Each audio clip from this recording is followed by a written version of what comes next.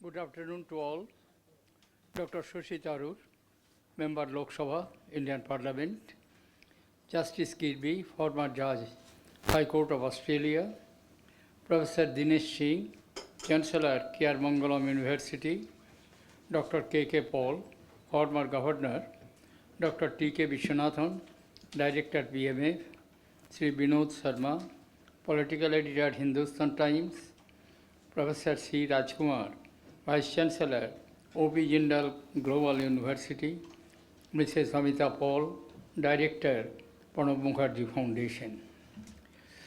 Distinguished guests, I am indeed very happy to have this opportunity to share some of my perceptions with this very distinguished gathering on the topic dignity and socio-economic rights. Mahatma Gandhi assimilated the moral discourse on dignity with mainstream political discourse in the Indian freedom struggle. He called for, and I quote, "Non-cooperation is an attempt to awaken the masses to a series of their dignity and power. This can only be done by enabling them to realize that they need not fear brute force if they but know their soul within." Unquote. He emphasized that the nation's struggle against imperialist forces was a struggle in pursuit of dignity and freedom.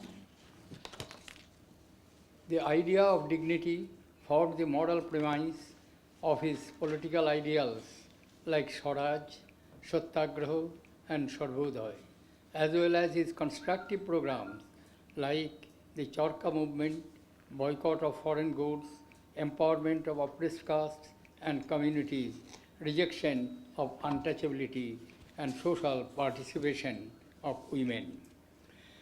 The spirit and ethos that nurtured the imaginations of the Constituent Assembly members during the formation of the Indian Constitution from November 1946 to November 1949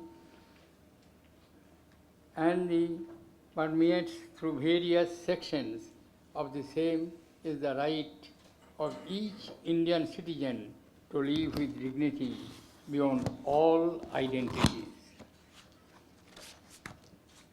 The right to life and personal liberty guaranteed under Article 21 of the Constitution has received the widest possible interpretation in this regard.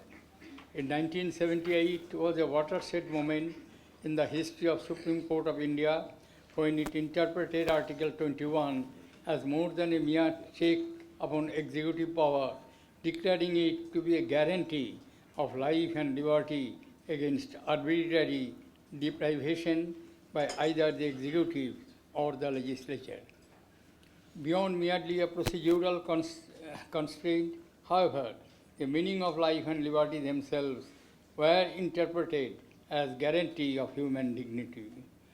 In the subsequent case of Francis Corelli Moulin, 1981, this right of human dignity was held to encompass the right to basic necessities of life, including adequate nutrition, clothing, and shelter over the head, thereby expanding the scope of socio-economic rights.